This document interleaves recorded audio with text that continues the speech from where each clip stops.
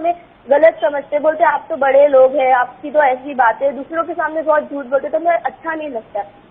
چلے میں انشاءاللہ عرض کرتا ہوں بہن، عرض کرتا ہوں انشاءاللہ۔ ایک مزید کالر ہیں، پھر انشاءاللہ جوابات کنٹینیوسلی لیں گے انشاءاللہ۔ السلام علیکم، شاید لائن ڈراپ ہو گئی ہے۔ ایک یہ کہہ دی تھی کہ دو خواتین تھی کسی دعوت میں اور ان میں آپس میں کوئی بحث ہو گئی کسی چیز کے کھانے وغیرہ پر، تو ایک خاتون نے کہہ دیا کہ بھئی یہ کھانے میں کیا مسئلہ ہے، پہلے گدھے بھی تو حلال تھے بعد میں حرام ہوئے، اور دوسری بہن کہتی ہیں کہ نہیں یہ حرام تھے اور تم نے غلط الزام لگا دیا ہے شریعت پر، تو لہٰذا تجدید ایمان کرو۔ تو دوسری خاتون گھبرا کر انہوں نے تجدید ایمان کر لیا، لیکن جب ہوش حواس تھوڑا ٹھکانے آئے تو انہوں نے کہا کہ نہیں، یہ تو ثابت ہے کہ سرکار صلی اللہ علیہ وسلم نے جب خیبر فتح کیا تھا تو پھر گدھوں کو کھانا باقاعدہ منع فرمایا تھا، تو کیوں تم نے مجھے تجدید ایمان کروایا؟ تو اب دونوں میں بحث چل رہی ہے کہ جی آپ نے غلط کہا، وہ کہتی ہے غلط کہا، فیصلہ کیا ہوگا؟ دیکھیں اولاً یاد رکھیں کہ پہلے گھریلو گدھوں کا گوشت وغیرہ حلال تھا،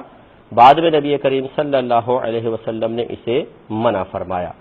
دلائل دونوں طرف اب بھی ایسے ہیں کہ جو باہم ایک دوسرے سے ٹکراتے ہیں، کہ بعض دلائل سے ان کی حلت ثابت ہوتی ہے، بعض دلائل سے حرمت ثابت ہوتی ہے، لیکن علماء نے حرمت والے دلائل کو فوقیت دے کر گھریلو گدھے کے گوشت کو حرام ہی قرار دیا ہے۔ لیکن چونکہ دلائل متعارض ہیں، ایک دوسرے سے ٹکراتے ہیں، یہی وجہ ہے کہ آپ فقہ کی کتابوں میں اٹھا کے پڑھیں کہ علماء فرماتے ہیں کہ اگر کسی پانی میں گدھے نے منہ ڈال دیا ہو اور آپ کو نماز پڑھنی ہے، تو اب جو دلائل پاک کے قائل ہے، یعنی ثابت کرتے ہیں کہ گوشت پاک ہے، لعاب گوشت سے ہی بنتا ہے، تو ان کی روشنی میں اس سے وضو کرنا فرض ہوگا کیونکہ یہ پانی پاک ہے، اور جن دلائل کی روشنی میں ان کا گوشت حرام ہے تو لعاب بھی حرام ہے، وہ ثابت کریں گے کہ یہ پانی سے وضو نہیں ہو سکتا کیونکہ یہ ناپاک ہے۔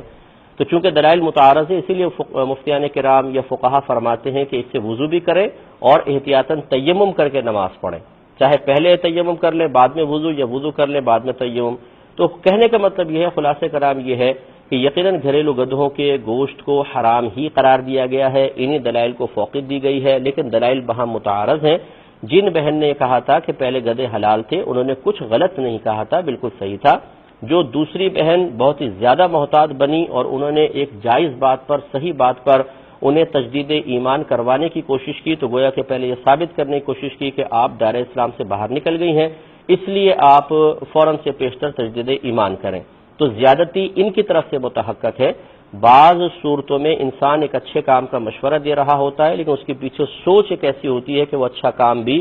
غلط قرار پائے گا، لہٰذا جن بہن نے تجدید ایمان کا مشورہ دیا انہیں اللہ کی بارگاہ میں توبہ کرنی ہوگی اور ان کو پہلے معلومات حاصل کرنی چاہیے۔ تقوی پرہیزگاری یہ نہیں ہے کہ کسی بھی مسلمان کو بغیر ثبوت کامل کے اور بغیر تحقیق بالغ کے فوری طور پہ کافر قرار دے کے تجدید ایمان کی طرف مائل کیا جائے، بلکہ احتیاط اس میں ہے کہ اس کے تمام تر کلام کو پہلے غور سے سنا جائے، اگر خود میں صلاحیت ہے تو اس میں اچھے پہلو نکالے جائیں نہ کہ خراب پہلو، اور اگر خود صلاحیت نہیں ہے تو پہلے کم از کم کسی کے سامنے، اچھے صاحب علم کے سامنے ان کلمات کو پیش کیا جائے، وہ جو حکم شرع بیان کرے اس کو بیان کیا جائے۔ لہذا جن بہن نے یہ تجدید ایمان کا حکم دے ڈالا تھا، انہوں نے چونکہ بغیر علم کے فتویٰ دیا، اس لیے یہ مزید گنہگار ہوئیں۔ اگر وہ انانیت اور ضد میں مبتلا نہیں ہیں تو ان کو چاہیے کہ وہ اللہ تعالیٰ کی بارگاہ میں توبہ کریں، اور میرا مشورہ یہ ہوگا کہ احتیاطاً تجدید ایمان کر لیں، کوئی حرج نہیں ہے، اگرچہ ان کے لیے بھی تجدید ایمان کی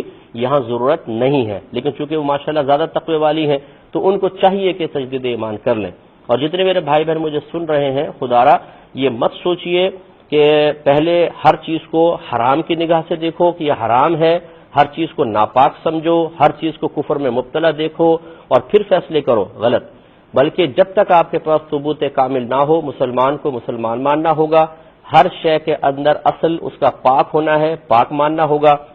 اور ہر شے میں اصل اس کا حلال ہونا ہے، حلال ماننا ہوگا، سوائے عورت کے۔ اور فقہا نے گوشت کے ذبیحہ کے بارے میں فرمایا کہ ان میں اصل حرمت ہوتی ہے، حلت بعد میں آتی ہے، باقی تمام چیزوں کے اندر حلت ہوتی ہے اور ان کو پاک ماننا لازم ہوتا ہے۔ اور آخری مشورہ میرا یہ ہوگا تمام اپنے دیکھنے والوں کی خدمت میں اور جو بعد میں ہمیں سنیں گے ان کی خدمت میں بھی، کہ جب تک آپ کے پاس صحیح علم نہ ہو، قطعاً علمی چیزوں کے اندر گفتگو نہ کریں، ورنہ بعض اوقات ایمان بھی خارج ہو سکتا ہے۔ مختصر سا بریک لیں گے، ہمیں یقین ہے آپ ہمارے ساتھ ہی رہیں گے۔ دے